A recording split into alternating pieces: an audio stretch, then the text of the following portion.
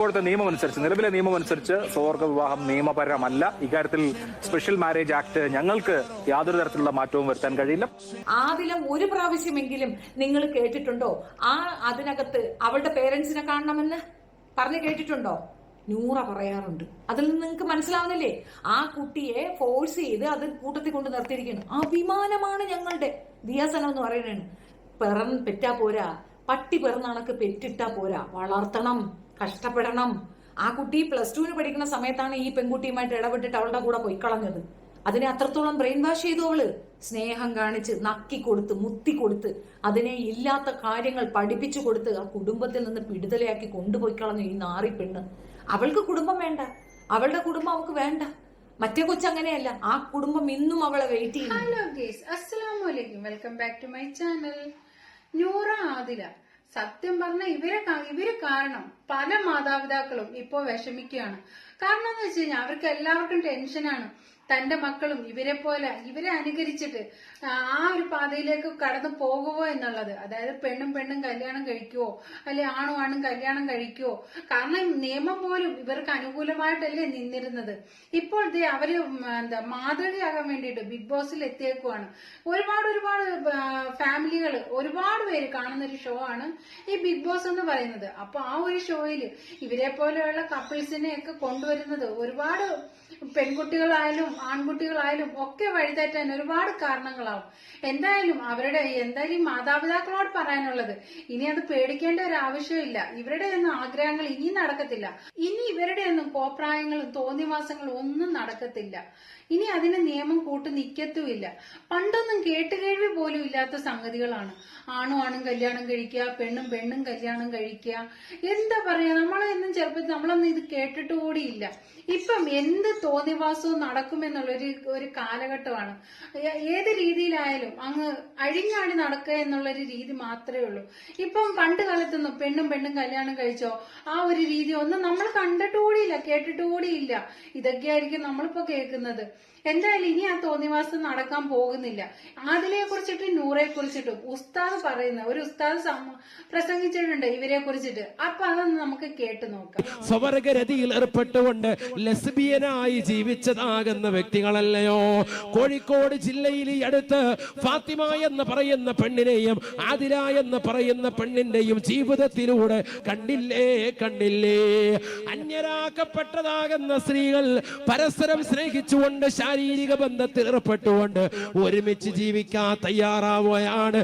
ലെസ്ബിയനായി നിലകൊള്ളുന്ന കാലഘട്ടമാണ്.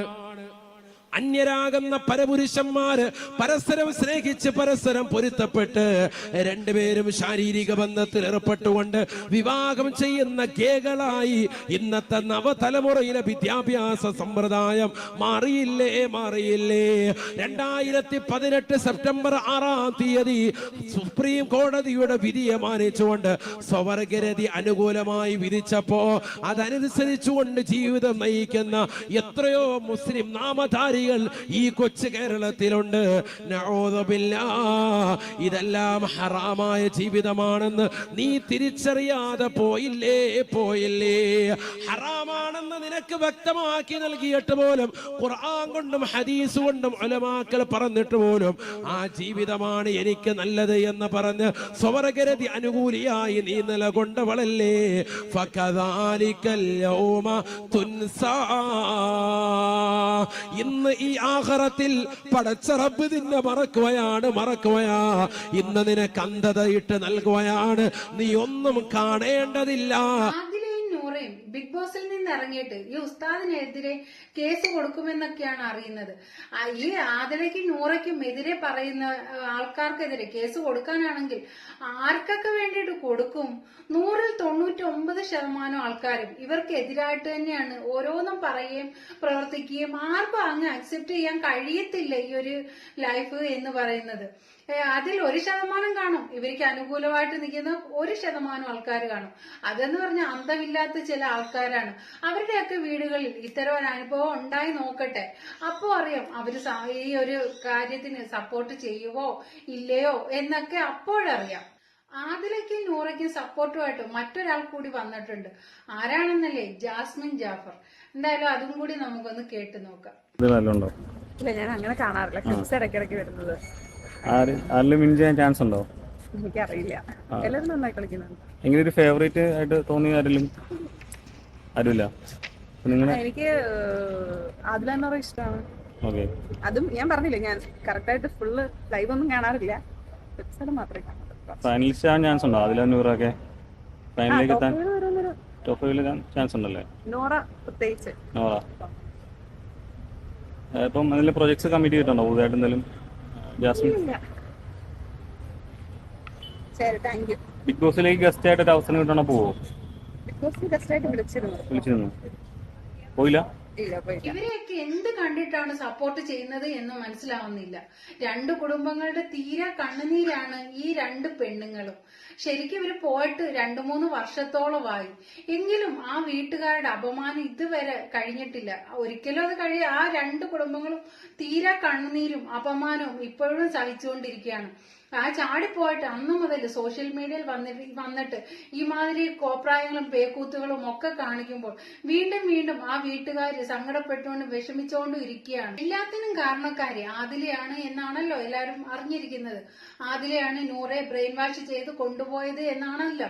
എന്നാൽ ഇപ്പോൾ നൂറയുടെ ഒരു അയൽവാസി വന്നിരിക്കുകയാണ്.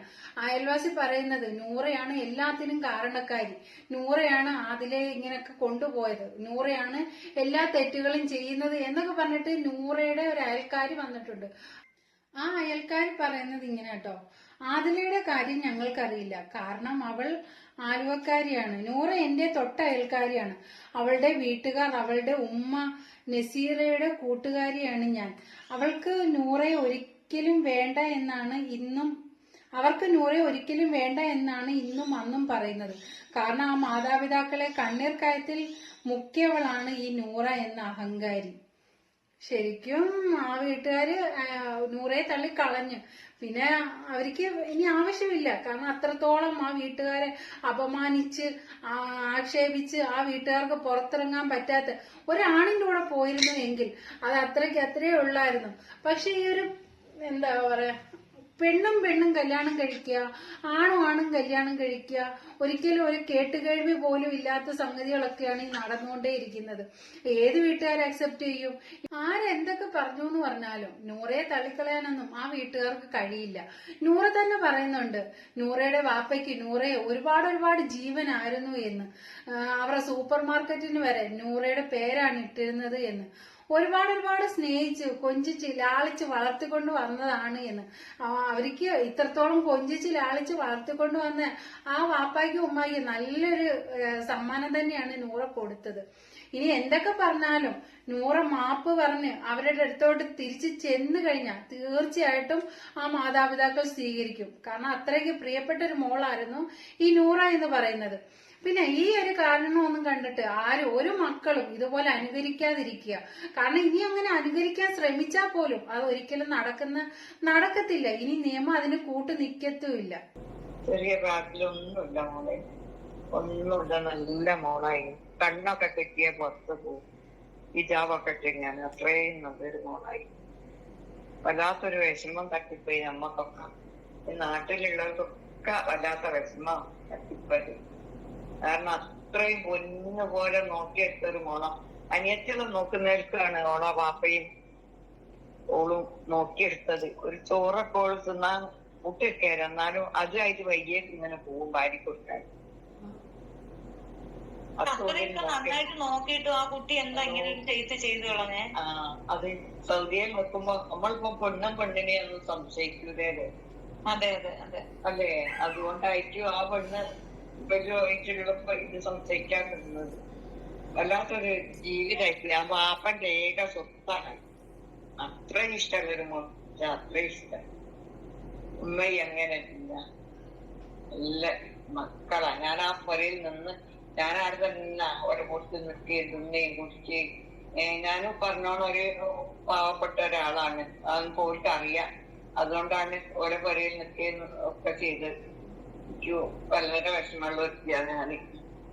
ഈ മോള് പോയ സമയത്തെ ഈ മോള് ഇങ്ങനെ പോയല്ലോ, അവളെ കൂടെ ആദിലയുടെ കൂടെ പോയല്ലോ. ആ സമയത്തൊക്കെ ഈ ഉമ്മ അടിക്കുകയൊക്കെ ചെയ്തിട്ടുണ്ടോ അവളെ? അങ്ങനെ എന്തെങ്കിലും വെറുതെ പറയും. അവളെ ജീവിതത്തിൽ അടുത്തത് ഞാൻ കണ്ടില്ല. ഉപദ്രവിക്കുന്ന ഒരിക്കലും ചെയ്യുന്ന മോളല്ല. ചെറിയ മോളും ഞങ്ങളെ ജീവനാണ്. ഒരിക്കലും അങ്ങനത്തെ ഒരു സംഗതി ചെയ്യില്ല. കാരണം ഓർക്ക് ചെയ്യുന്ന അറിഞ്ഞൂടാ, മക്കളെ തല്ലുന്നൊന്നും അറിഞ്ഞൂടാ. പിന്നെ ഇവര് എപ്പോഴും എല്ലായിടത്തും ഇവര് ഭയങ്കര കുഴപ്പമാണെന്നൊക്കെ ഈ ഉമ്മയെ പറ്റി ആ മോളിങ്ങനെ പറയണ കേൾക്കുമ്പോ ആ മോളെ ആടെ പിടിച്ചിട്ടാ പറയാട്ടോ. അല്ലാണ്ട് ജീവിതത്തില് ഇവരൊരു ബുദ്ധിമുട്ട് നോക്കില്ല. ഓക്ക് അവിടെ ഈ ബിഗ് ബോസിൽ പിടിച്ചു നിൽക്കാൻ വേണ്ടിയിട്ടാണ് ഓൾ അങ്ങനെയൊക്കെ പറയുന്നത്. അല്ലാണ്ട് ഒരു ദേഷ്യം പിടിച്ചിട്ട് ഞാൻ ചെറിയ മോളെ കണ്ടിയില്ല. നസീറനെ കണ്ടിയില്ല ഒരിക്കലും. ഞങ്ങൾ ഓൾ ഇവിടെ സ്കൂൾ ചേർത്തിയപ്പോ തന്നെ ഓളെ ടൈം ആകുമ്പോഴേക്ക് ഞാൻ ഓള് ഓട്ടോറിക്ഷയായിട്ട് കാറിന് ഡ്രൈവറില്ലായിട്ട് ഓട്ടോറിക്ഷയും വിളിച്ച് മോളെ കൊണ്ടുവരാൻ പോയത്. അത്രയും നല്ലൊരു മോള്. ഞാൻ പറയാം, ഞാൻ വിചാരിക്കും എങ്ങനെയൊക്കെ നോക്കിയെടുത്തൊരു മോളാണ് അത് വിചാരിച്ചക്ക് ആൺ പോയിട്ട് ചീച്ചറിയാന്ന്. ഇവിടെ തന്നെ ഞാൻ വിചാരിക്കും കമന്റ് വിടുന്നൊന്നും അറിയാല. അങ്ങോട്ട് തിരിച്ച് ഇതൊക്കെ പറയുമ്പോ ഈ നാണം കെട്ട സ്വഭാവമൊക്കെ പറയുമ്പോ ഞാൻ അങ്ങോട്ട് തിരിച്ച് പറഞ്ഞു വിടട്ടെ എന്നൊക്കെ വിചാരിക്കുന്നു. ഇത്രയും ഞാൻ അവിടെ എത്തിയാ ഞാൻ പറഞ്ഞു കൊടുക്കായിരുന്നു.